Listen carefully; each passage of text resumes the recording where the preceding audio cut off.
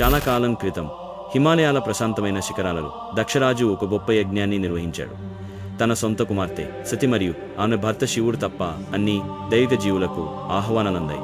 తన తండ్రి బాధాకరమైన తిరస్కరణకు గురైనప్పటికీ సతి అయోధ్య కోసం ఆశతో హాజరు కావడానికి ఎంచుకుంది. విచారకరంగా ప్రేమకు బదులుగా ఆమె తన ప్రియమైన శివుడి పట్ల కఠినమైన అవమానాలను ఎదుర్కొంది. హృదయ విదారకంగా మరియు అవమానాన్ని భరించలేక సతి పవిత్ర అగ్నిని ప్రార్థించి తీవ్ర దుఃఖంలో తన భూసంబంధమైన రూపాన్ని త్యాగం చేసింది. ఈ విషాద వార్త విన్న శివుడు దక్షిణి యజ్ఞాన్ని కోపంతో ఉసిగొల్పాడు. సతి నిర్జీవ శరీరాన్ని పట్టుకుని శివుడు వినాశకరమైన తాండవ నృత్యం చేశాడు. ఇది విశ్వ వినాశనానికి ముప్పు కలిగించే శక్తివంతమైన నృత్యం.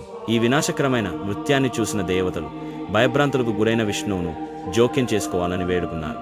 సమతుల్యతను పునరుద్ధరించడానికి విష్ణువు తన దివ్య చక్రమైన సుదర్శన చక్రాన్ని విడుదల చేసి సతీ శరీరాన్ని 51 ముక్కలు చేశాడు. ప్రతి ముక్క పవిత్ర భూములపై పడి శక్తి పీఠాలు అనే శక్తివంతమైన పుణ్యక్షేత్రాలను సృష్టించింది.